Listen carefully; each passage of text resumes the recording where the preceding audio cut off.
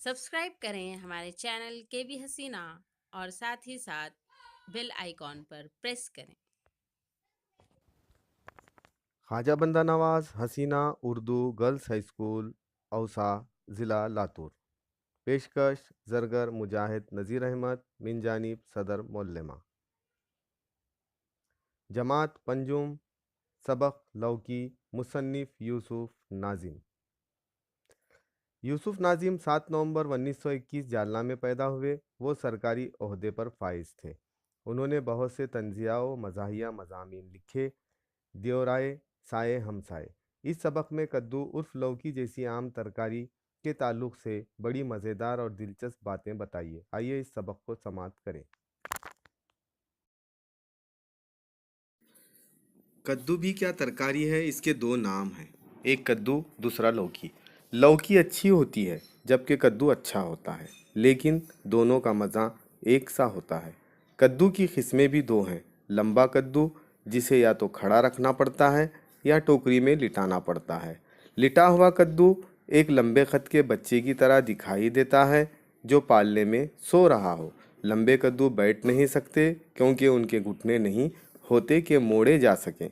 जिस तरह लंबे कद्दू बैठ नहीं सकते, इसी तरह बैठने वाले कद्दू खड़े नहीं हो सकते क्योंकि ये फुटबॉल की तरह गोल मटोल होते हैं, इसलिए सिर्फ लुढ़क सकते हैं। फुटबॉल में हवा भरी होती है और कद्दू में गोदा भरा होता है। गोल कद्दू जगह ज़्यादा घेरते हैं, इसलिए कम तादाद में पैदा होते हैं। ऐसे कद्दुओं को शकरकंदी कद्दू भी कहा जाता है। लोग कुछ भी कहें, होता तो वो कद्दू ही है।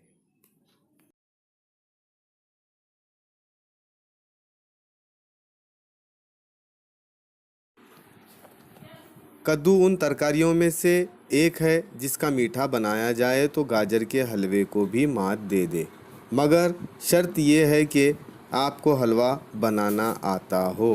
कद्दू और गाजर में फ़र्क ये है कि कद्दू का मीठा अंगूरी रंग का होता है और गाजर का हलवा सुर्ख अनार के रंग का। मगर रंग से हमें क्या लेना, मतलब तो हलवा खाने से है।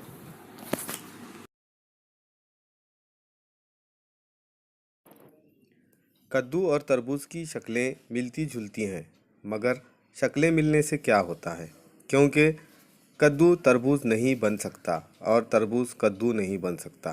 तरबूज के ठाठ ज़रा निराले हैं, उसे घर के आंगन में पैदा नहीं किया जा सकता, उसे नदी का किनारा चाहिए।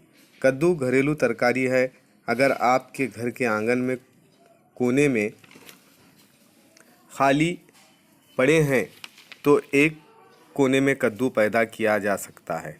कुछ लोग कद्दू को आराम पहुंचाने की खातिर एक मंडवा भी बना देते हैं। ये मंडवा घर में पड़ी पुरानी लकड़ी से बनाया जाता है। खबरदार,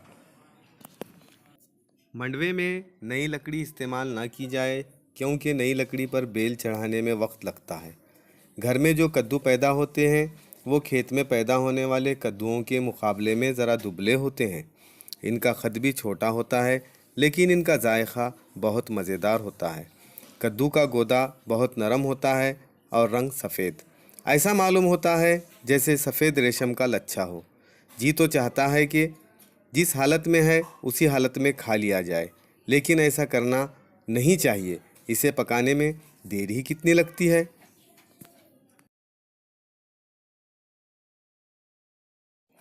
दो लंबे लंबे कद्दू अगर बच्चों के हाथ में थमा दिए जाएं तो बच्चे जंग के खेल में काफ़ी देर तक मसरूफ़ रह सकते हैं। कद्दू तो नहीं टूटेंगे, लेकिन बच्चों की अच्छी खासी वर्जिश हो जाएगी, भूख भी खुल कर लगेगी। बाद में यही कद्दू इनके खाने के काम आएंगे।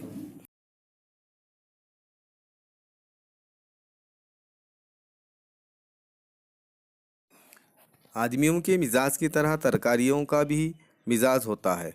कद्दू का मिजाज ठंडा होता है। इसका ये मतलब नहीं कि उसे खाने के बाद पेट में ठंडी ठंडी हवाएं चलने लगती हैं। मतलब ये कि इसकी तासीर में ठंडक होती है। ये हज़म भी जल्दी हो जाता है। लेकिन सिर्फ कद्दू के सहारे तो ज़िंदगी गुजारी नहीं जा सकती। इसीलिए हर वो तरकारी चाहिए, वो ज़मीन के अंदर पैदा होती हो या ज़मीन के ऊपर, नज़रों के सामने खानी चाहिए। हमारा काम था तुम्हें कद्दू और लौकी से वाकिफ़ करा देना। तुम्हारा जो जी चाहे खाओ।